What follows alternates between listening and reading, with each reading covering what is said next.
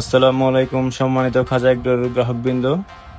আপনারা অনেকেই আমাদেরকে বলেন যে আপনারা পেজে কেন ভিডিও দেন না, গরু গাড়ি আসলে কেন জানান না।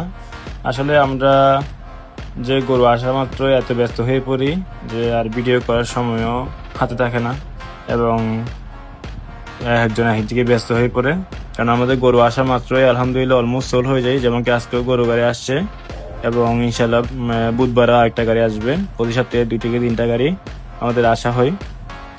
আমাদের পাইকারি হিসাবে কক্সবাজার, বাঁশখালী, তারপর কুয়াশে অনেক ব্যাপারে আছে যারা আমাদের এখান থেকে পাইকারি নিয়ে যায়।